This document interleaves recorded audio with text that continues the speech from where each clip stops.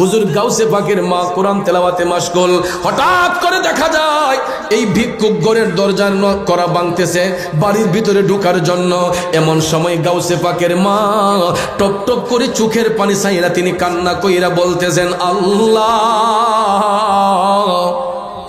আল্লাহ গো, আমি ফাতেমা তো তোমার হাবিবের গোলাম, দয়াল নবীর উসিলায় আমি ফাতেমার ইজ্জত তুমি রক্ষা করো এই ভিক্ষুকের অত্যাচার থেকে।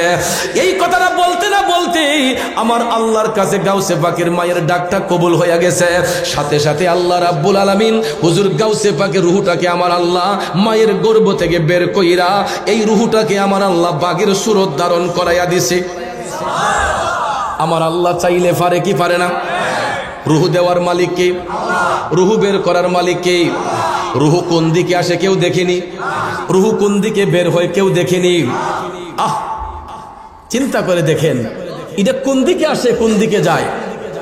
এই জন্য কবি বলেছেন, ওরে রূপেতে নয়ন রাখিয়া হরদমে নাম লয় রে, হায় রে আমার হীরা মন পাখি, ও মন পাখি রে সামনে দাঁড়াও রূপ দেখি। কবি এটার দ্বারা কি বুঝাতে চাচ্ছেন?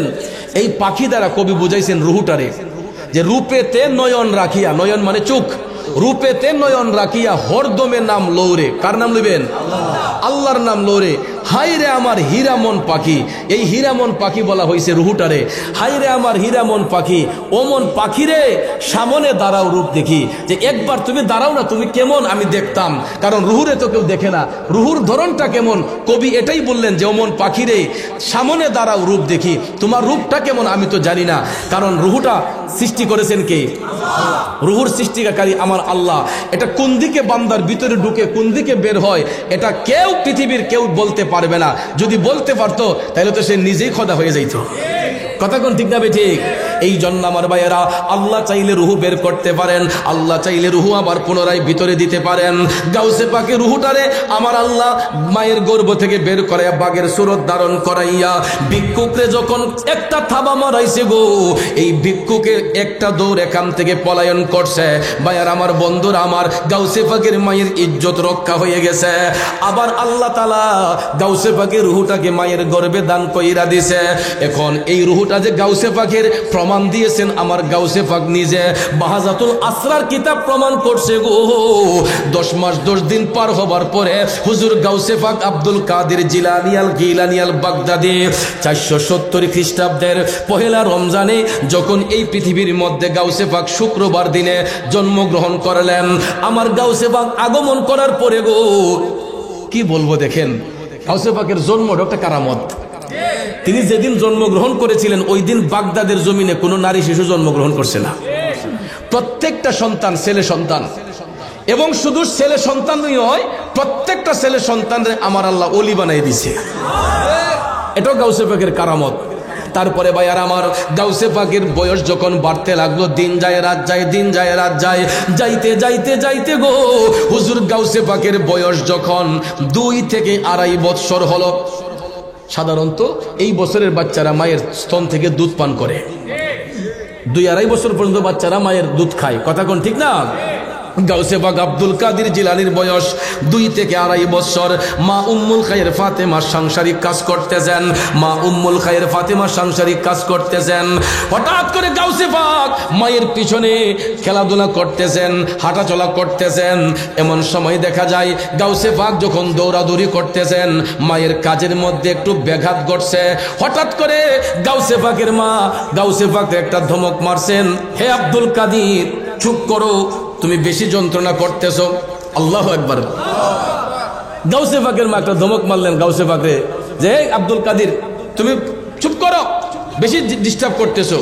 ভাইয়ার আমার, আমাদের মারও দেখবেন বাচ্চাদেরকে মাঝে মাঝে ধমক দেয়, হঠাৎ করে দেখবেন আসারও মেরে দেয়। এরপরে বাচ্চা যখন কান্দে দেখবেন আবার ওই মা ওই গিয়া টান দিয়ে কুলো লয়। কথা কোন ঠিক না? এটা হলো মায়ের আদর। মা একবার শাসন করবে, আরেকবার সোহাগ করবে। কথা কোন ঠিক কিনা? কিন্তু মাকে কখনো শত্রু মনে করবেন না। হুজুর গাউসে পাকের মা উম্মুল খায়ের ফাতেমা আমার গাউসে পাকরে যখন ধমক দিয়ে বললেন, হে আব্দুল কাদের, তুমি বেশি দুষ্টমি করতেছো, জ্বালা যন্ত্রণা দিচ্ছ। আমার গাউসে পাক এই ধমক খায়া টপ টপ করে চোখের পানি চাইরা কান্দা কয়, মাগো মা, আমি আব্দুল কাদের একটু খেলাধুলা করতে যে আপনার সহ্য হইল না। আমি আব্দুল কাদের যদি আপনার গর্বে না আসতাম, ওই দিন তো আপনার ইজ্জত রক্ষা হইতো না। মা ডাক দিয়া কই, আব্দুল কাদের, ও আব্দুল কাদের, তুমি আমার ইজ্জত রক্ষা করলা কেমনে? কোন দিন তুমি আমার ইজ্জত রক্ষা করছো? তখন গাউসে পাক ডাক দিয়া কয়, আম্মা গো, মা, আপনি স্মরণ করে দেখুন তো ওই দিনটার কথা, যেই দিন আমার বাবা মুসা জঙ্গি বাড়ির মধ্যে ছিলেন না, সফররত অবস্থায় ছিলেন। মাগো মা, আমাদের বাড়ির মধ্যে ভিক্ষুক নজরে ঢুকতে চাইছিল, মনে হয়নি? গাউসে পাকের মা কয়, হে আব্দুল কাদের, এটা তো বহুদিন আগের কথা, তখন তো তুমি আমার গর্বে ছিলা, তুমি জানো কেমনে? সুবহানাল্লাহ কয় না রে? আমার গাউসে পাক জানতে পারে কি পারে না? জানাইছে কে?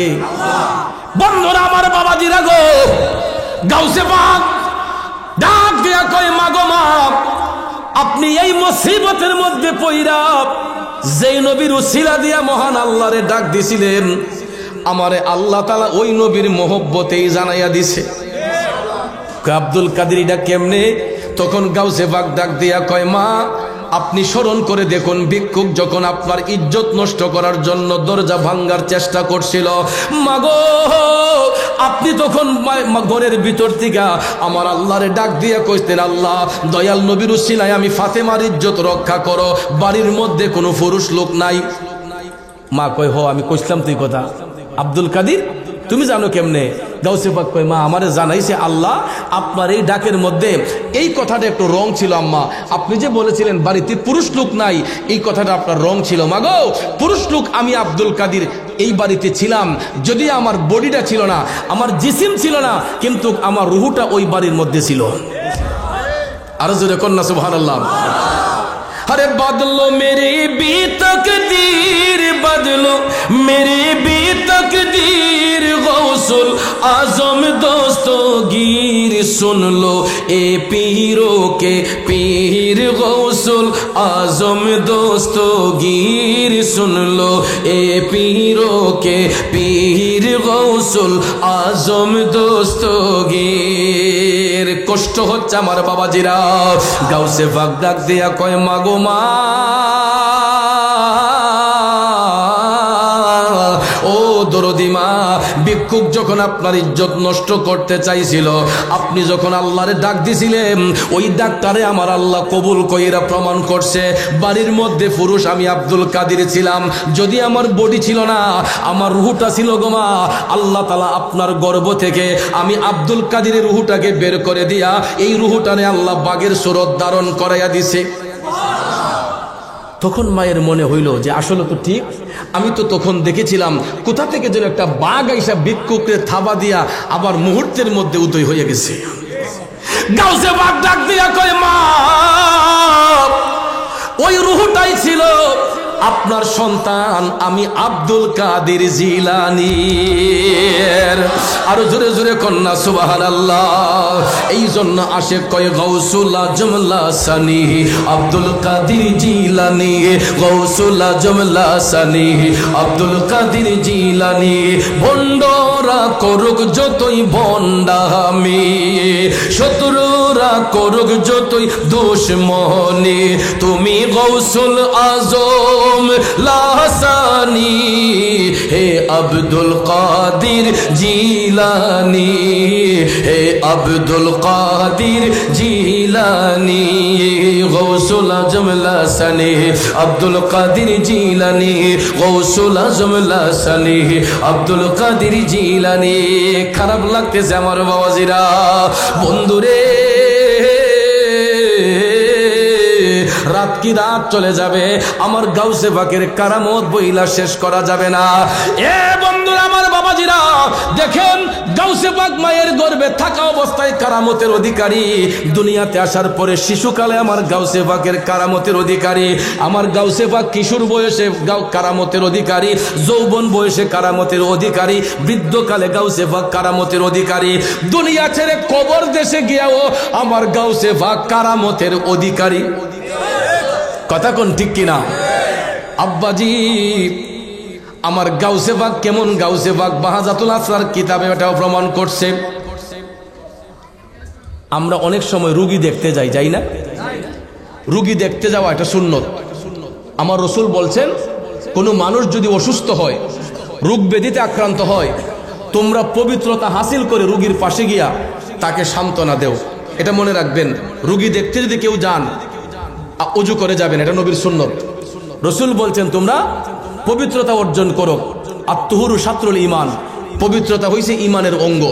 এই জন্য রসুল বলেছেন যে তোমরা যখন কোনো রুগীর পাশে যাইবা, অসুস্থ রুগীর কাছে যখন যাইবা, তোমরা ওযু সহকারে ওই রুগীর পাশে যাও, পবিত্র হয়ে যাও, যাতে করে তোমাকে দেখলে ওই ব্যক্তির একটা ফ্রেশনেস, তোমার একটা ফ্রেশনেস ভাব দেখে, তোমার রূপের উজ্জ্বলতা দেখে রুগীর মধ্যে একটা স্বস্তি ফিরে আসে। কথা কোন ঠিক না বেঠিক? দেখবেন যদি ক্যান্সার রুগী হয়, আলসার রুগী হয়, যদি রুগীর পাশে যদি স্বজনরা থাকে, রুগী অর্ধেক সুস্থ হয়ে যায়। তারপরে দুনিয়ার কোনো ভালোবাসার মানুষ, বন্ধু বান্ধব রুগীর পাশে গেলে দেখবেন কয়, ভাই আপনার এদিকে আমার মনটা অনেক সুস্থ হয়ে গেছে গা, আমার শরীর রিফাত হয়ে গেছে গা, এরকম বলেন অনেকে। রুগী দেখা এটা সুন্নত, রসুলের সুন্নত। আমার গাউসে পাক আব্দুল কাদের জিলানী আল গিলানী, ওনার এলাকার মধ্যে একজন অসুস্থ রুগী ছিলেন। গাউসে পাক ওনাকে দেখার জন্য ওনার বাড়ির উদ্দেশ্যে রওনা হইলেন। সুবহানাল্লাহ কোন। আমার গাউসে পাক খবর পাইলেন লোকটা অসুস্থ। খবর পাইয়া ওযু সহকারে গাউসে পাক যখন রওনা হলেন, যাইতে যাইতে যাইতে গো, ওই ভদ্রলোকের বাড়ির কাছে যখন গাউসে পাক গেলেন, ঘরে ঢুকেন নাই, গাউসে পাক বাড়িতে ঢুইকা দেখতেছেন দুইটা খেজুর গাছ, একটা গাছও জীবিত না, দুইটা গাছের পাতা মরে গেছে। একটা গাছও জীবিত না, দুইটা গাছ মরা, এবং এই দুইটা গাছই খেজুরের গাছ। কিসের গাছ? খেজুরের বৃক্ষ, খেজুরের গাছ। গাউসে পাক ঘরের ভিতরে ঢুকেন নাই, না ঢুইকা গাউসে পাক বলেন, আমি একটু ওযু করতে হবে, আমার এক জগ পানি দেন। রুগীরে বাড়িতে গিয়া একজনকে গাউসে পাক বলেন, রুগী দেখবো পরে, আমি ঘরে ঢুকার আগে একটু ওযু করতে হবে, আমাকে একটু ওযুর পানি দেন। তখন এক ভদ্রলোক জগ দিয়া গাউসে পাকের জন্য এক জগ পানি আনছে, গাউসে পাক ওযু করবেন। তো এই ওযু করার জন্য গাউসে পাক মরা দুইটা খেজুর গাছের মধ্যে একটা খেজুরের গাছের নিচে বৈশা গাউসে পাক এই পানি দিয়ে ওযু করলেন। সুবহানাল্লাহ কোন। বন্ধুরা আমার, বাবাজিরা আমার, গাউসে পাক একটা মরা খেজুর গাছের নিচে দাঁড়াইয়া বৈশা এখানে ওযু করলেন, আর একটা মরা খেজুর গাছের নিচে দাঁড়াইয়া আমার গাউসে পাক 2 রাকাত নফল নামাজ পড়লেন। একটা গাছের নিচে গাউসে পাক দাঁড়াইয়া নামাজ পড়লেন, আর আরেকটা গাছের নিচে বৈশা গাউসে পাক ওযু করছেন। সুবহানাল্লাহ কইতেন না? আল্লাহর ওলিদের কেমন শান, কেমন মান দেখেন। হুজুর গাউসে পাক যেই জায়গার মধ্যে বৈশা ওযু করলেন, দেখা যায় যেই জায়গাতে নামাজ পড়লেন, নামাজ শেষ করে গাউসে পাক রুগী যখন দেখতে গেলেন, রুগীর পাশে যাইয়া হুজুর গাউসে পাক আব্দুল কাদের জিলানী তাকে সান্ত্বনা দিচ্ছেন, ওই অসুস্থ রোগীর পাশে যাইয়া খেদমত করতেছেন। করার পরে গাউসে পাক বললেন, যদি আল্লাহ সুস্থ করে আপনি আমার সাথে বাড়িতে যাইয়া দেখা করে আসবেন, আমার বাড়িতে দাওয়াত রইল। গাউসে পাক রোগীর দাওয়াত করে গেলেন। আব্বাজির আমার, হুজুর গাউসে পাক বাড়ি থেকে বের হওয়ার সাথে সাথে দেখা যায় সকালবেলা গাউসে পাক ওযু করলেন, নামাজ পড়লেন, বিকালবেলা দেখা যায় ওই খেজুর গাছের পাতাগুলা আস্তে আস্তে সবুজ হতে লাগছে। আল্লাহর ওলিদের ওসিলায় আমার আল্লাহ মরা গাছেও ফুল ফুটাইতে পারে কি পারে না? কথা কোন পারে কি পারে না? এ বন্ধু, সত্যি সত্যি দেখা যায় পরের দিন সকাল হতে না হতেই দেখা যায় খেজুর গাছের মরা পাতাগুলা জিন্দা হয়ে গেছে। এইগুলা খেজুর গাছের পাতাগুলা সবুজ রং ধারণ করছে। পরের দিন দেখা যায় এক সপ্তাহের ভিতরে ওই গাছের ভিতর থেকে কলি বের হয়েছে। খেজুরের কলি বের হইয়া দেখা যায় দুইটা গাছের মধ্যে খেজুরের এমন ভাবে ধরেছে, সিজনেও এমন খেজুর গাছের মধ্যে ধরে না। প্রত্যেকটা জিনিসের একটা মৌসুম আছে, আছে না? তো খেজুরের একটা মৌসুম আছে। আরব দেশে কিন্তু সবসময় খেজুর হয় না, বৎসরে একবার খেজুরের মৌসুমে খেজুর হয়। কিন্তু গাউসে পাকের কারামত হলো এটা আনসিজনে গাউসে পাক এই গাছের নিচে দাঁড়াইয়া উজু করার কারণে দেখা যায় হুজুর গাউসে পাকের কারামতের শক্তির বলে আল্লাহ তাআলা এই মরা গাছের মধ্যে ফুল ফুটাই দিছে। দেখা যায় দুইটা গাছের মধ্যে এক সপ্তাহের মধ্যে খেজুর দইরা গাছের খেজুর পাইকাও গেছে। এটাই আমার গাউসে পাকের কারামত। খেজুর এক সপ্তাহের ভিতরে গাছের মধ্যে দইরা পাইকাও গেছে। এই পাকা খেজুরগুলা ওই ভদ্রলোক এক সপ্তাহের ভিতরে তাও সুস্থ হইয়া এক সপ্তাহ পরে ওই লোক কয়, যার উসিলায় আমি খেজুর পাইলাম, যার উসিলায় আমার ফসলের বরকত পাইলাম, তাকে তো আগে ফলটা খাওয়াইতে হয়, ঠিক না? ঠিক। তো আমরা দেশে দেখবেন ফতুয়ার অভাব নাই, যে আমরা অনেক সময় গাছের একটা নতুন জিনিস, জমিনের একটা ফসলের আগ জিনিস, এটা মুর্শিদের বাড়িতে লইয়া যাই, যায় না? অনেকে গাছের মধ্যে ফল ধরছে, কয় না আমার ফিসা বুজুরে না খাওয়াই এই ফল আমি খাইতাম না। অনেক আসেনি ভাইয়ার, আমার বন্ধুরা আমার, এটা কিন্তু খারাপ জিনিস না। হ্যাঁ, অবশ্যই আপনার মা বাবাকে খেদমত করবেন, তাদের ভরণ পোষণ করবেন, তাদেরকে খাবার দাবার দিবেন। হক্কানি পীর মাশায়েখরা কারো খাবারের পাগল হয় না, কিন্তু আপনার জমিনের আখ ফসলটা, গাছের ভালো জিনিসটা আপনি যখন আপনার পীর ও মুর্শিদের জন্য যখন এটা আলাদা করে নজরানা স্বরূপ নিয়ে যাবেন, এই উসিলায় আল্লাহ রাব্বুল আলামিন আপনাকে 3 গুণ বাড়াইয়া দান করবে। কারণ দানে দান বৃদ্ধি হয়, দানে সম্পদ পবিত্র হয়। আল্লাহর ওলি নাইবা রাসূলদেরকে হাদিয়া তোহফা দিলে, দান খয়রাত করলে আপনার আমার সম্পদ কমবে না। আপনারাও তো অনেকে মনে করতে পারেন যে হুজুর আপনি কি ফাওয়ার লেগে এটা কইতেছেন? না রে বাবা, কারণ পীর মাশায়েখের ঘরের খাবারই কত হাজার হাজার মানুষে খায়, কথা কোন ঠিক না? ঠিক। এই জন্য কোনো পীর মাশায়েখ খাবারের পাগল না, খাবার তাদের পিছন দিয়ে ঘুরে, কথা কোন ঠিক না? ঠিক। কারণ যে মৌলার প্রেমে ফানা হয় আমার মৌলা তার হয়, যে মৌলার প্রেমে ফানা হয় আমার মৌলা তার হয়, যেটা আমার গাউসে পাকও প্রমাণ করেছেন। কারণ আমার গাউসে পাক যখন মৌলার প্রেমে যখন এমনভাবে বিভোর হয়ে যাইতেন, হইতে হইতে দেখা যেত গাউসে পাক মুরাকাবার হালতে যখন যাইতেন, গাউসে পাকের মুখ দিয়ে এমন কিছু শব্দ চয়ন বের হতো যে এগুলা দুনিয়ার মানুষ শুনলে এগুলা কুফুরির সাথে তুলনা করত। কেমন? যেমন গাউসে পাক মুরাকাবার মধ্যে যখন বসতেন, জিকিরের হালত যখন আসতো, জিকির করতে করতে হঠাৎ করে গাউসে পাক বলে উঠতেন, সুবহানি লা তাজানি, সুবহানি লা তাজানি, যে আমি মহান আমি জানি, আমি মহান আমি জানি। তে ভাইয়ের আমার, সবচেয়ে মহান কে? আল্লাহ। তে গাউসে পাক মুরাকাবার মধ্যে বৈশা হঠাৎ করে দেখা যেত মাটি থেকে 0.1-1.5 হাত উপরে, এমন জজবা হালত ওনার আসতো, ওনার জবান থেকে বের হইছে যে আমি মহান আমি জানি। আশেপাশের মুরিদ যারা এটা শুনছে, এরা কয় সর্বনাশ, হুজুর তো কুফরি করে লিছে। কই এই কথা তো শিরকি কথা, যে তিনি মহান তিনি জানেন। তখন গাউসে পাক যখন মুরাকাবা যখন স্বাভাবিক গতিতে আসলো, তখন এলাকার লোকজন, আশেপাশের লোকজন যারা ছিল, এরা কয় হুজুর বিয়াদবি মাফ করবেন, হুজুর আপনি তো একটা রং করছেন আজকে। কারে কইতেছে? বরফি সাহেব কইতেছে গাউসে পাকে। গাউসে পাক মুস্কি হাসিয়া কইতেছে, বাবা রে কি ভুল করলাম?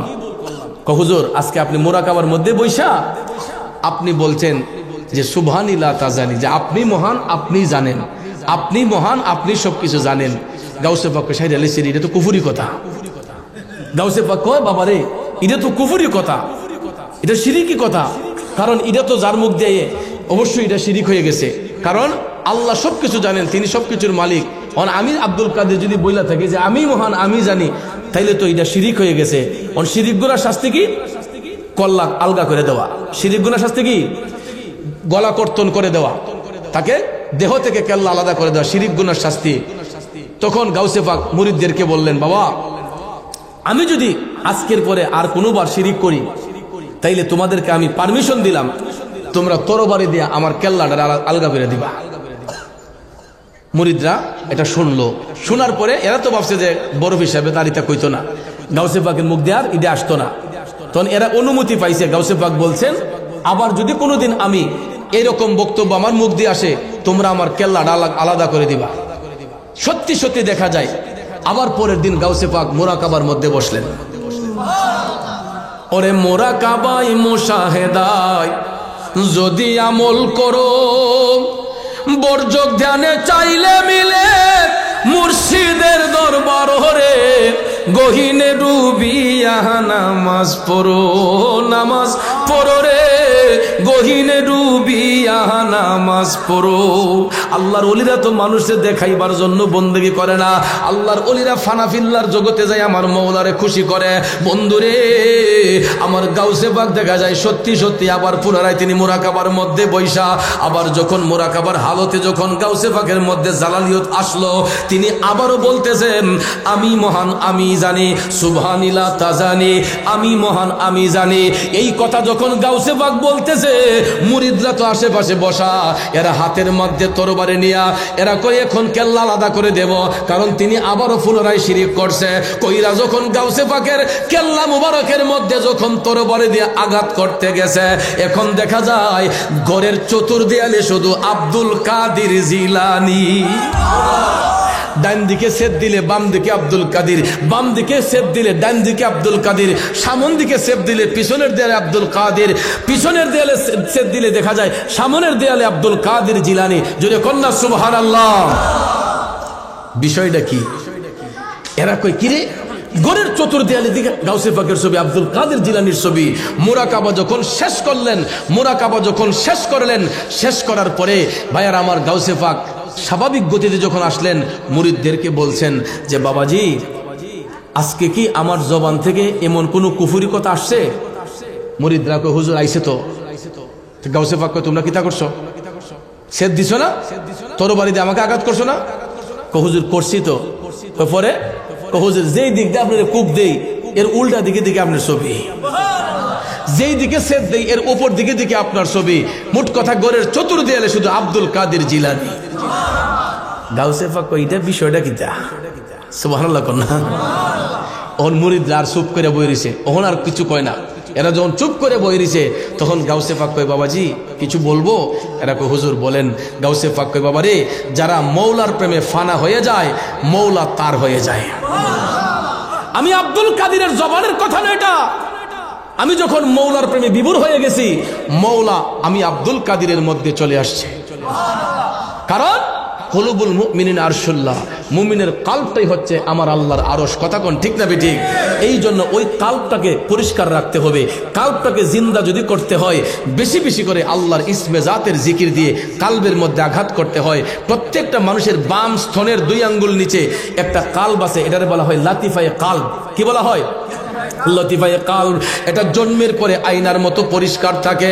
বাজানো মানুষ যখন সাবালক হইয়া যায়, তখন পাপ করতে করতে নফসে আম্মারার দুকাই পইরা এই আয়নার মতো পরিষ্কার কাল্বটা টিক্কার মতো কালো হইয়া যায়। তখন মানুষের দিল পাষাণ হইয়া যায়। ওই মানুষগুলা তখন ইবাদতের মধ্যে মজা পায় না, তখন ইবাদত করতে গেলে শয়তান ধোঁকা দেয়। এই জন্য শায়েখগণ বলছেন, সুফি সাধকগণ বলছেন, লৌহের মধ্যে জং ধরলে হাতুড়ি দিয়ে বাড়ি দিলে যেই রকম লৌহের জং দূর হয়, আল্লাহ আল্লাহ শব্দ বইলা কালবের মধ্যে যখন আঘাত করা হয়, ওই কালটা অন্ধকার কালবটা টিক্কার মতো কালবটা তখন আয়নার মতো পরিষ্কার হয়। যখন আল্লাহ আল্লাহ জিকির দিয়া জরব দেওয়া হয় কালবের মধ্যে, তখন ওই কালটা নূরান্বিত হয়। আর কালটা যখন নূরান্বিত হয়, তখন কাশফুল কুলুব হইয়া যায়, অন্তর চক্ষু খুলে যায়। অন্তর চক্ষু যখন খুলে যায়, বান্দা যখন আপন কালবের দিকে মুতাওয়াজ্জি হইয়া চোখ বন্ধ করে যখন কালবের দিকে মুতাওয়াজ্জি হয়, ওই বান্দা আমার আল্লাহর আরশ পর্যন্ত দেখতে পায়। কিন্তু আমরা এই চিন্তাতে নাই। আমরা আসি খালি কে কারে ডাবানো যায়, কোন হুজুরের পাঞ্জাবি লাম্বা, কোনটা বাইকটা। আমরা আসি খালি ইতালিয়া গবেষণা, কিন্তু নিজের আত্মাটাকে শুদ্ধ করার জন্য একটাবার চেষ্টা করি না। হে যুবক ভাইয়ের আমার, এত যে বাহাদুরি দেখাইতেছি, এতই যে বড়াই করতেছি, আমরা তো নিজের রূপের সাথেই বাহাদুরি করতে পারি না। কি মুরব্বি ভারি, আমরা তো নিজের রূপের সঙ্গেই বাহাদুরি করতে পারি না। বলতে পারেন চৌধুরী সাহেব কেমনে? কারণ আয়না যতক্ষণ চোখের সামনে থাকে আমরা রূপটা দেখতে পারি। আয়না যদি না থাকে এই রূপটা কি আর দেখা যায়? তাইলে এত বাহাদুরি কিসের? মানুষের রূপের মধ্যে আমার আল্লাহর 60টি সিফাত আছে। কয়টি? 60টি সিফাত আছে, 60টি অঙ্গ আছে। এই 60টি অঙ্গের কোনো একটা অঙ্গ মানুষ, কিছু বলবেন শামীম? রাইফুরি সাহেবের একটা মোবাইল ইহানো থাকলে তো আমি চুরি করলাম। না, বাটন মোবাইল তো দেখতেছি না, নিচে নি বললো। একটু দূরে সরে পড়েন, আল্লাহুম্মা সাল্লি আলা সাইয়্যিদিনা মুহাম্মাদ, আল্লাহুম্মা সাল্লি আলা সাইয়্যিদিনা মাহাদনা বি শাফি মাওলানা। বাবাজি কষ্ট দিতেছে আপনাদের, এই কথাটা বলে যাই কারণ এটা আপনাদের উপকার হবে। এটা ধারণাটা অনেকের নাই। মানুষের রূপের মধ্যে আল্লাহর 60টি সিফাত আছে, 60টি অঙ্গ আছে। এই 60টি অঙ্গের কোনো অঙ্গ মানুষ তার পেশানি বলা হয়, যেখানে তাকদির লিপিবদ্ধ করা হয়। ঠিক না বেঠিক? অনেক সময় আমরা বলি না যে আমার কপাল যারা লেখা আছে ডুইব, তাকদির লিপিবদ্ধ হয়। এটা কপাল, এটা হলো একটা অঙ্গ। কয়টা হইল? নাক হলো একটা, 2 চোখে হলো একটা, 2 গালে হলো একটা, ঠোঁট হলো একটা, থুতি হলো একটা। এই 60টা অঙ্গের কোনো একটা অঙ্গ আয়নাবিহীন মানুষ নিজেরটা নিজে দেখতে পারে না। এখন প্র্যাকটিক্যাল আসুন, আপনি উপরের দিকে তাকান, আল্লাহর আসমান দেখতে পাবেন, কিন্তু আপনি দেখেন তো আপনার নিজের চোখ দিয়ে মাথার তালুটা দেখা যায়নি? আপনার চোখের উপরে কপাল, আপনি উপরে চাইলে আসমান দেখবেন, বলুন তো নিজের কপালটা দেখা যায়নি? আপনার 2টা চোখ সমানে আছে, মাঝখানে শুধু একটু গ্যাপ। ডান চোখ দিয়ে কি বাম চোখটা দেখা যায়? বাম চোখ দিয়ে ডান চোখ দেখা যায়? এবার আসুন নিচে যাই, চোখের নিচে নাক, নিজের চোখ দিয়ে দেখেন তো নিজের নাকটা দেখা যায়নি? এই যে গালগোলা দেখেন, চেষ্টা করে নিজের চোখ দিয়ে দেখা যায়? নিজের জবান দিয়ে যে কথা বলি, পৃথিবীর মানুষ আমার আপনার কথা শুনে, কিন্তু আমার কথাটা আমি নিজে শুনি না, আমার চোখ দিয়ে আমার ঠোঁটটা আমি দেখি না, দেখা যায়? এই যে থুতিটা দেখেন তো, নিজের থুতিটা দেখা যায়? তাহলে ভাইয়ার আমার, অথচ দেখেন এটা আমার দেহের মধ্যে বিরাজমান, আমার নিজের চোখ দিয়া আমার রূপটাকে আমি দেখতে পাই না, তাহলে ওই রূপটা কিভাবে দেখব? আরে ভাবনা চিন্তা দূর হইল আমার মুর্শিদ কোলে পাইয়া, ভাবনা চিন্তা দূর হইল আমার মুর্শিদ কোলে পাইয়া। আরে নাচে নাচে হাসন রাজা মুর্শিদের পাইয়া, আপনার রূপ দেখিলাম রে, রূপ দেখিলাম রে নয়নে, আপনার রূপ দেখিলাম রে। কবি চিন্তা ভাবনা কইরা দেখছে, আয়না ছাড়া তো রূপ দেখা যায় না। তাইলে প্রত্যেকটা মানুষেরও তো আয়না থাকা দরকার। ওই মানুষগুলার আয়না হচ্ছে তার কামেল মুর্শিদ। আরো জোরে কোন সুবহানাল্লাহ। মুর্শিদ রূপ ধারণ কইরা যেই ব্যক্তি আপন কালবের দিকে মুতাওয়াজ্জি হবে, ওই মুর্শিদ রূপে সে আমার মৌলা খুঁজে পাবে, মুর্শিদ রূপে আমার নবীর দর্শন পাবে। কথা কোন ঠিক না বেঠিক? এই জন্য আমার ভাইয়েরা, আমরা যে শাইখের প্রেমে পাগল হই, কেন হই? এটা তাসাউফের কথা। এগুলা শুনলে আবার অনেকে আপনার এই বিশৃঙ্খলা সৃষ্টি করবো যে সিরিকি কথা কইছে, বেদাতি কথা কইছে, কিন্তু নিজ দেহটাকে চিনবেন। দেহের বাঘ 3টা। কয়টা? একটা ফানাফিল্লাহ, একটা ফানাফির রসুল, একটা ফানাফির শাইখ। 3টা ভাগ হচ্ছে দেহের ভাগ। ফানাফিল্লাহ, ফানাফির রসুল। নাভি থেকে এই গলা বুক পর্যন্ত এই দেহটাকে বলা হয় ফানাফির রসুল। নাভি থেকে পায়ের বৃদ্ধাঙ্গুল পর্যন্ত এটাকে বলা হয় ফানাফির শাইখ। আর এই জায়গাটাকে বলা হয় ফানাফিল্লাহ। এই ফানাফিল্লাহর অংশে 60টি অঙ্গ। এই কোনো একটা অঙ্গ মানুষ নিজেরটা নিজের চোখ দিয়ে দেখে না। দেখতে গেলে আয়না লাগে, মাধ্যম লাগে না? তা আয়না যদি ভেঙ্গে দেই তাহলে আমার রূপ আমি দেখবো কিভাবে? আয়না ছাড়া রূপ দেখতে হবে। এটা কিসের আয়না? এই কাল্বটাকে নূরান্বিত বানাইতে হবে। কাল্বের আয়না যখন পরিষ্কার হয়ে যাবে, কাল্বের ময়লা যখন দূর হয়ে যাবে, ওই আয়নাটা ঝকঝকে হবে। তখন চোখ বন্ধ করলে আপন আপন কাল্বের মধ্যে নিজের রূপ খুঁজে পাইবেন। কথা কোন ঠিক না বেঠিক? আমার কথায় কি রাগ করছেন? গুছালিছেন। তো গাউসে পাকের কথা বলেছিলাম, ওই ভদ্রলোক এক সপ্তাহের ভিতরে যখন গাছের মধ্যে ফল পাইল, এক সপ্তাহের ভিতরে ফল পাইয়া কয় এই ফলটা আমি কেমনে মুখে দেই, আমার হুজুরকে না দিয়া, গাউসে পাকরে না দিয়া এই ফলটা আমি কেমনে খাই। তখন গাছের নতুন ফলটা আগে পাইরা ওই ব্যক্তি কি করলো, এই ফল নিয়ে গাউসে পাকের বাড়ির উদ্দেশ্যে রওনা হইছে। যাইতে যাইতে যাইতে গো গাউসে পাকের বাড়িতে যাইয়া উপস্থিত হইয়া হুজুর গাউসে পাকরে ডাক দিল। গাউসে পাক বের হলেন। গাউসে পাক লুকরে দেই কবাক, কয় হুজুর আমি সুস্থ। কি এটা? কয় হুজুর এটা আপনি যেই গাছের নিচে দাঁড়াইয়া নামাজ পড়ছিলেন, যেই গাছের নিচে আপনি এই উজু করছিলেন, আল্লাহ রহমতে হুজুর আপনার এই উজুর পানি গাছের নিচে পড়ার কারণে আল্লাহ রাব্বুল আলামিন মরা গাছের মধ্যে এই ফল ফুটাইছে। হুজুর এই ফল আমি আপনার মুখে না দিয়ে আমি খাইতে পারবো না। তখন গাউসে পাক খুশি হইয়া আল্লাহর নিয়ামত এই খেজুর, একটা খেজুর মুখে দিয়া উপস্থিত যারা ছিলেন সবাইকে এখান থেকে হাদিয়া তাবারুক হিসেবে গাউসে পাক দিয়ে বললেন, যান আল্লাহ রাব্বুল আলামিন আপনার সম্পদ ফসল আরো বৃদ্ধি করে দেব। এই বলে গাউসে পাক দোয়া কইরা দিলেন। দেখা যায় এই ভদ্রলোক আয়েশা যখন জমি জমা করতেছে, অন্যান্য বছর তার ক্ষেতের মধ্যে যেই ফসল হতো, এই বছর দেখা যায় 3 গুণ বেশি ফসল আল্লাহ দান করছে। আরো জোরে কন্যা সুবহানাল্লাহ। তাহলে বুঝবেন ইমানদার মুসলমানদেরকে, নেককার ওলিদেরকে, হক্কানি ওলি আল্লাহদেরকে তাজিম করলে, সম্মান করলে, নজরানা দিলে আমার আপনার সম্পদ কমবে না বাজান, আরো বাড়বে। কথা কোন ঠিক না ঠিক? তাহলে আমরা কি সত্যের পক্ষে থাকতে চাই কি চাই না? একটু আগে রাইফুরি ভাইও বলে গেছে, এই ফিতনার জামানায় দেখবেন মানুষ আর কিছু পায় না, শুধু ওলি আল্লাহর নিয়ে মন্তব্য করে। ফেসবুক, ইউটিউব, টিকটক খুলেন, দেখবেন অন্য কিছু নিয়ে নাই, এখন শুধু আল্লাহর ওলিদেরকে নিয়ে কুৎসা রটানো হয়। কিছু কিছু ভণ্ড লোকদের কারণে হক্কানি ওলি আল্লাহদের বদনাম হয়ে যাচ্ছে। লাল সালু মাথায় দিয়ে, লম্বা চুল নিয়ে, হাতের মধ্যে আশা নিয়ে, লাঠি নিয়ে, দেখবেন এই কিছু কিছু ফকির পাগল, এরা দেখবেন নিজের পেটের ধান্দায় ঘুইরা কিছু কিছু জায়গায় আমাদের সুন্নি জামাতকে প্রশ্নবিদ্ধ করে। আর এদের এই কবিরাজি দেখা, এদের এই ফালতু কিছু কাজ দেখা মানুষ মনে করে হক্কানি ওলি আল্লাহ সবাইকে মনে করে এইরকম। ঠিক না ঠিক? এদের কারণে সুন্নি জামাতের বদনাম হয়। আল্লাহ যেন তাদেরকে হেদায়েত নসিব করে। একটা কথা বলে যাবেন না, এই দেশ আবাদ হয়েছে আল্লাহর ওলিদের মাধ্যমে। এই দেশে ইসলামের অভয়বাণী আসছে আল্লাহর ওলিদের মাধ্যমে। ঠিক না ঠিক? আমরা সিলেটের ভাষায় হয় খারু সিলাই সিন্নি খাইলাই মোল্লা সিল্লাই না। ঠিক না ঠিক? খারু সিলাই সিন্নি খাইলাই তারে সিল্লাই না। বাবা শাহজালাল মুজাররদ ইয়ামুনি রহমাতুল্লাহ যদি না আসতেন, রাজা গোর গোবিন্দের অত্যাচারে এখন পর্যন্ত আমরা হিন্দু সমাজে থাকতাম। ঠিক কিনা বলেন? আজকে দেখা যায় উনার মাজারে গিয়ে বোমা হামলা হয়, শাহফরান বাবার মাজারে গিয়ে বোমা হামলা হয়, সেখানের মধ্যে মাজার ভাঙচুর করা ষড়যন্ত্র হয়। আরে নিমক হারাম, তোরা কত নিমক হারাম, যারু সিলাই সিন্নি খাইলি তারে সিল্লি না। এখনো আমরা ধুতি কাপড় পরতে হতো যদি আল্লাহর অলিগণ এই দেশে না আসতেন। এই জন্য ভাইয়ার আমার কমিটির ভাইরা আমার হুজুর গাউসে পাকের কিছু প্রেমের আলোচনা শুনাইয়েন।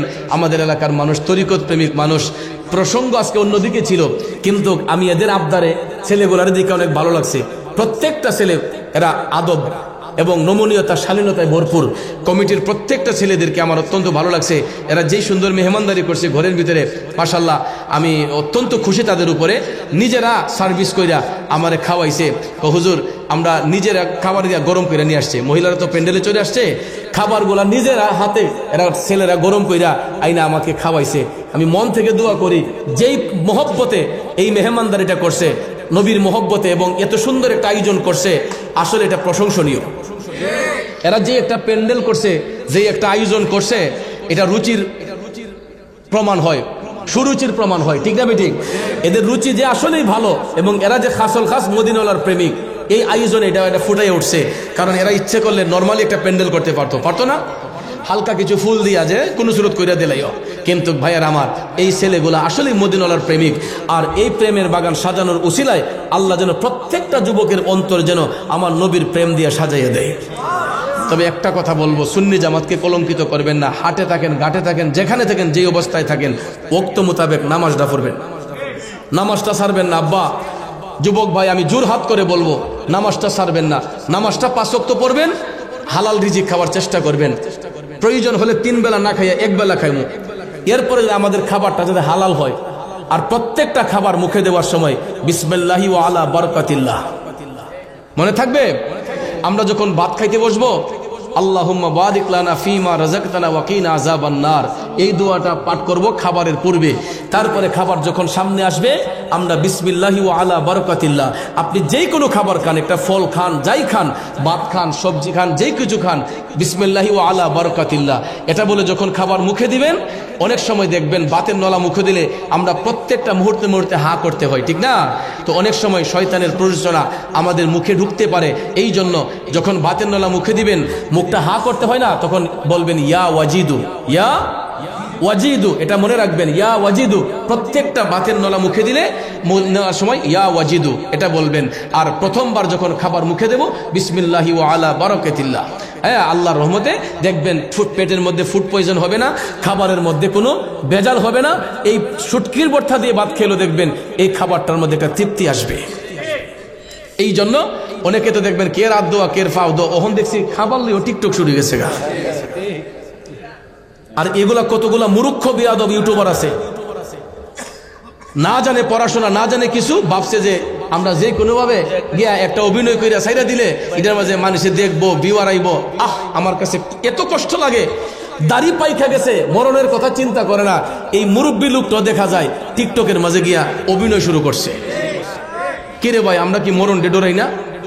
যে কোনো মুহূর্তে তো মরণটা হইতে পারে।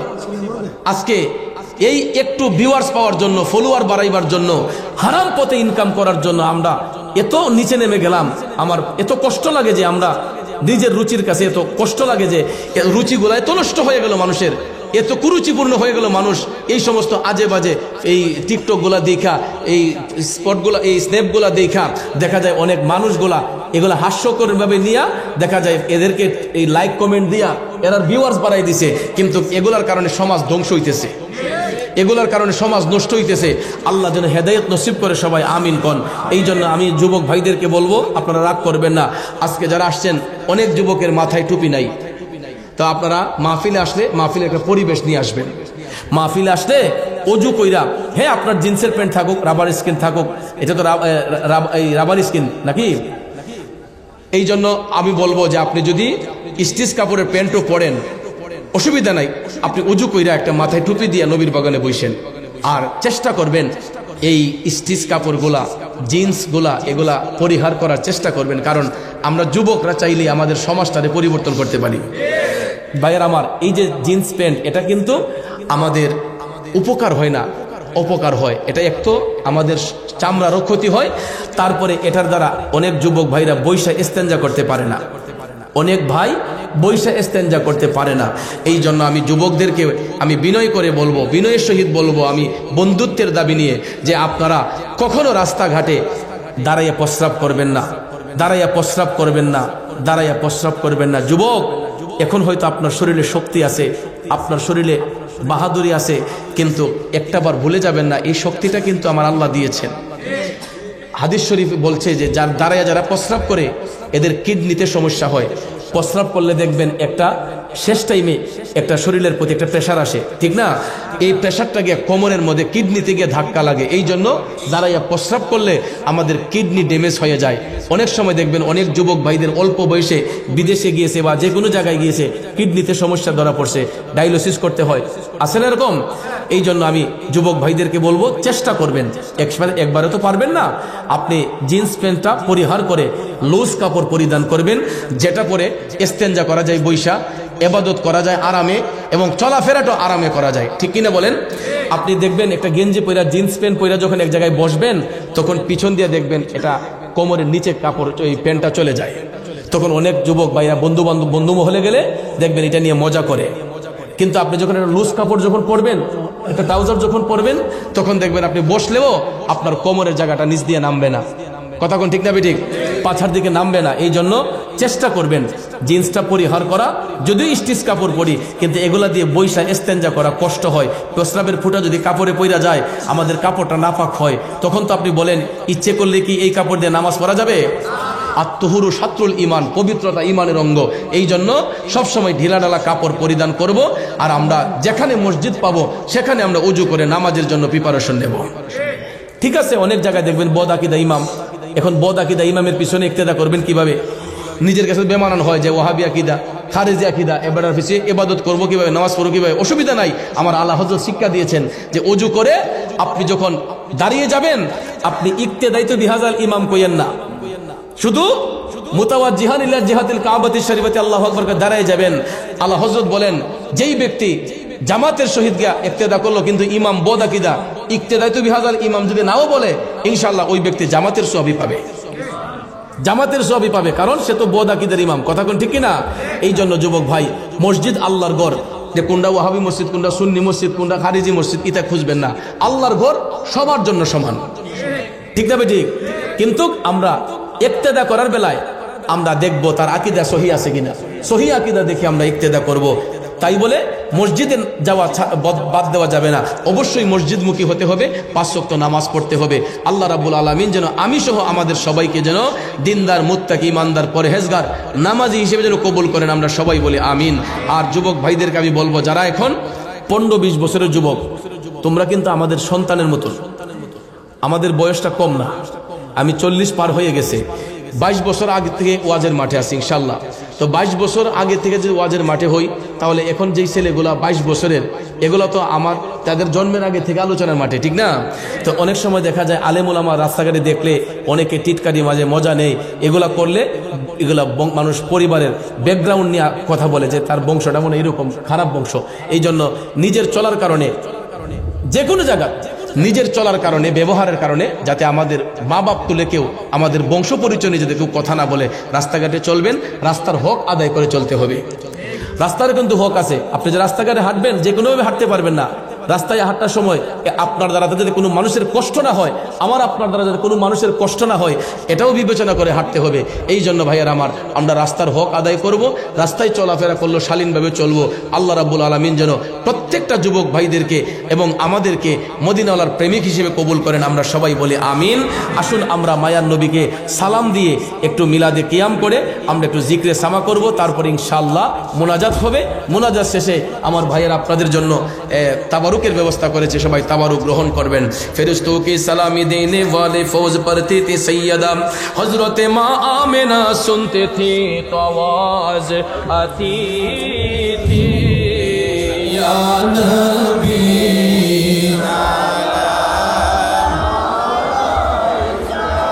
आया रसूल सलाम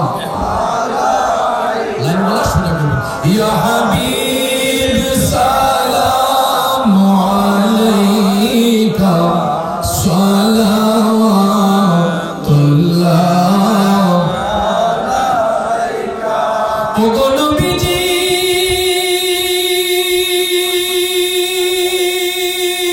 नबीजी नबीजी আমার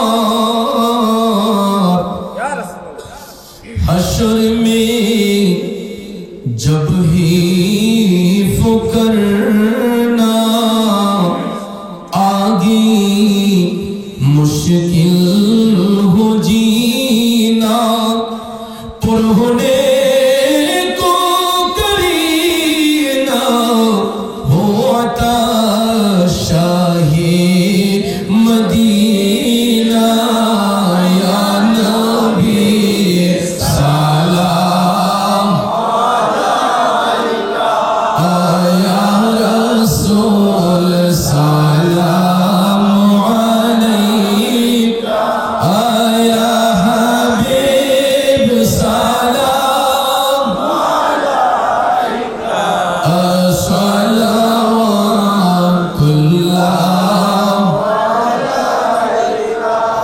दुरूदी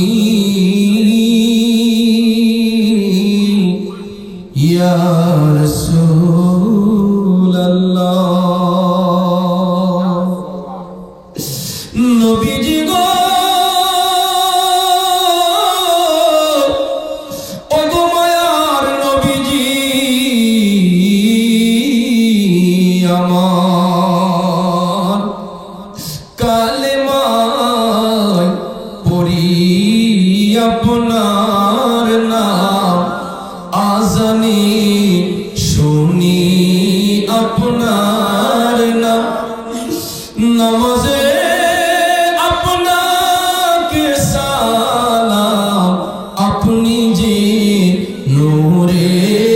मुजस्सम या नबी सलाम अलैका या रसूल सलाम अलैका या हबीब सलाम अलैका सलावतुल्लाह आले नबी अस्हाबे नबी शुहदाए किराम उस हुसैन शहादत पेला को सलाम मुस्तफा पेला को सलाम शम्ए बज़ में हिदायत पेला को सलाम मुझे आज़म इमाम तो का वन्नो का जलवाए शाने कुदरत पेला को सलाम मुस्तफा जाने रहमत पेला को सलाम शम्ए बज़ में हिदायत पेला को सलाम संजरी अजमेरी ख्वाजा गरीब नवाज सुल्तानुल बांग्ला बाबा शाहो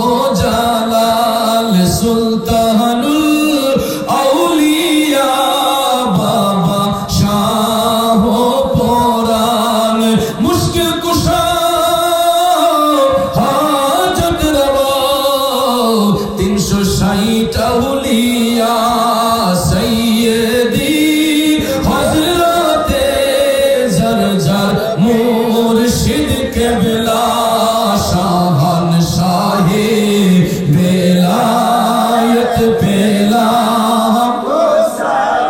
हम मुस्तफा जाने रहमत पेला को सलाम शम्ए बज़ में हिदायत पेला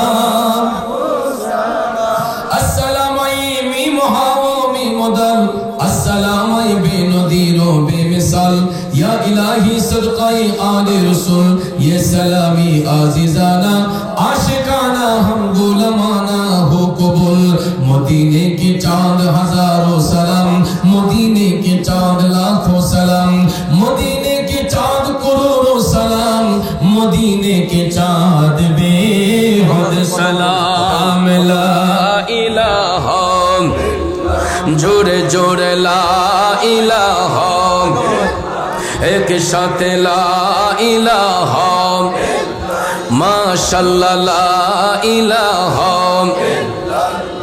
ओ ला इलाहा ओ ला इलाहा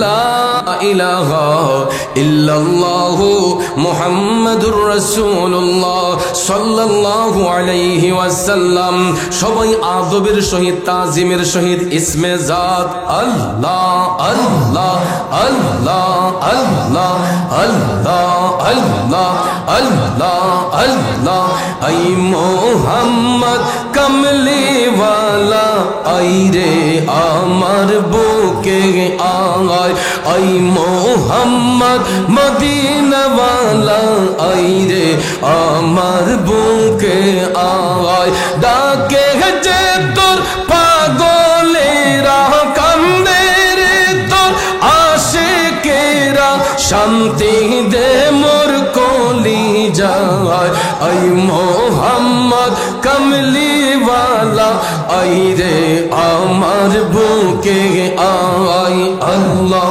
अल्लाह अल्लाह अल्लाह আল্লাহ আল্লাহ আল্লাহ আই মোহাম্মদ কমলিওয়ালা আই রে আমার বুকে আই আল্লাহ আল্লাহ আল্লাহ আল্লাহ চাঁদ সূরজার গ্রহ তারা জিন ইনসান আর ফেরেশতারা চাঁদ সূরজার গ্রহ তারা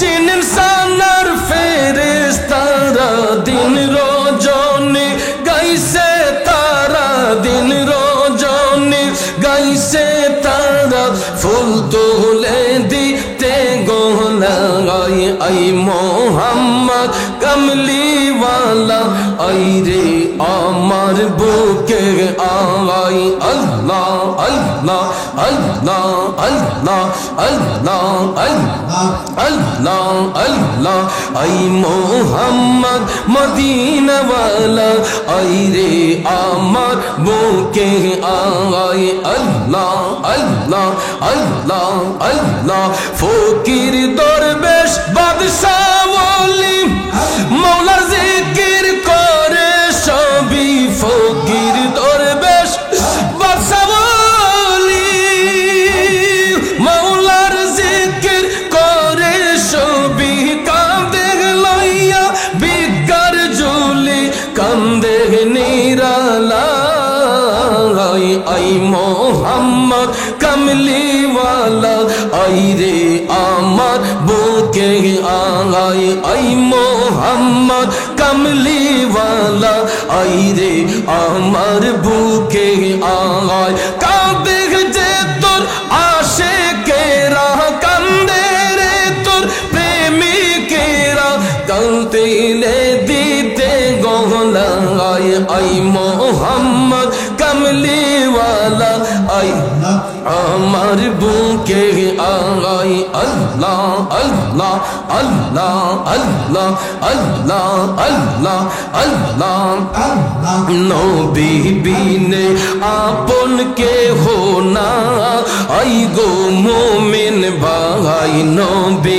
বিনে বান্ধব কে হো না আই মারহাবা আল্লাহ আল্লাহ আল্লাহ আল্লাহ আল্লাহ কে করিতে খুশি নবীর প্রেমে ও উদাসী আল কোরআনে ঘোষণা দেইতা আই গো মুমিন ভাই নবী বিনে বান্ধব কে হো না আই মাশাআল্লাহ আল্লাহ আল্লাহ আল্লাহ আল্লাহ আল্লাহ আল্লাহ আল্লাহ মা বাবা আত্মীয় স্বজন স্ত্রী পুত্র কন্যা গো সবার চাইতে নবীজি আপন মাশাআল্লাহ মারহাবা নবীজিকে জানের চাইতে অধিক ভালো না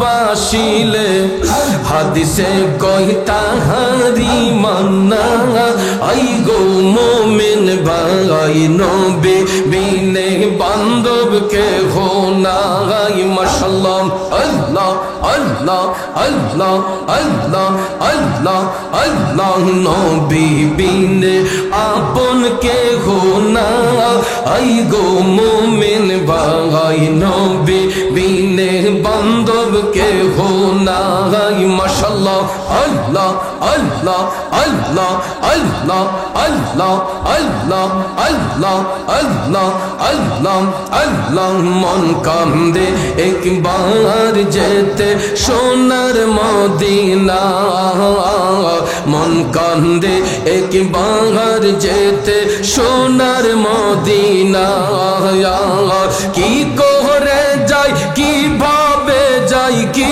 করে যাই কিভাবে যাই যাওয়ার সম্বল নাই মন কান্দে একবার যেতে সোনার মদিনায় মাশাআল্লাহ আল্লাহ আল্লাহ আল্লাহ আল্লাহ আল্লাহ আল্লাহ আল্লাহ মদিনাতে যেতে আল্লাহ দিবে আমায় কবে ডাক দুই নয়নে কখন আমায় দেখাবে যে রোজা পাক আমি কি চাই জান্নাতের বান আল্লাহ আমি কি চাই জান্নাতের বান নবী ছাড়া চাওয়ার নাই মন কান্দে একবার যেতে সোনার মদিনা মন কান্দে একবার যেতে সোনার মদিনা মাশাআল্লাহ আল্লাহ আল্লাহ আল্লাহ আল্লাহ আল্লাহ আল্লাহ কত লোক যায় দোলে দোলে কত জন যায় শতবার হতো ভাগার ভাগ্যে তাহা জুটিল না একটি বার আল্লাহ তোমার বন্ধুর দরবার আল্লাহ ও গো মাবুদ আল্লাহ তোমার বন্ধুর দরবার আমার কি তাকদীরে নাই মন কান্দে একবার যেতে সোনার মদিনায় মাশাআল্লাহ আল্লাহ আল্লাহ আল্লাহ আল্লাহ আল্লাহ মন কান্দে একবার যেতে সোনার মদিনায় মাশাআল্লাহ কি করে যাই কিভাবে যাই কি করে যাই কিভাবে যাই যাওয়ার সম্বল নাই মন কান্দে একবার যেতে সোনার মদিনায় মাশাআল্লাহ আল্লাহ আল্লাহ আল্লাহ আল্লাহ আল্লাহ আল্লাহ আল্লাহ আল্লাহ আল্লাহ আমি মরলে তুমি দেখা যাইও ও প্রাণের মুর্শিদ গো আমি মরলে তুমি দেখা যাইও মারহাবা গোলাপের জল না ছিটাইয়া রে তোমার পায়ের ধুলি দিও ও প্রাণের মুর্শিদ গো আমি মরলে তুমি দেখা যাইও মাশাআল্লাহ আল্লাহ আল্লাহ আল্লাহ আল্লাহ আল্লাহ আল্লাহ আল্লাহ আল্লাহ লা ইলাহা ইল্লাল্লাহু মুহাম্মাদুর রাসূলুল্লাহ সাল্লাল্লাহু আলাইহি ওয়াসাল্লাম একটা জবানও বন্ধ রাখবেন না চিৎকার মেরে বলুন মারহাবা আরেকটু জোরে বলি মারহাবা প্রিয় বাবাজিরা আমার আমরা একেবারে শেষ প্রান্তে চলে এসেছি তো দুয়ার আগে আমাদের সম্মানিত অতিথিবৃন্দ হয়তো কিছু কথা বলবেন তার সাথে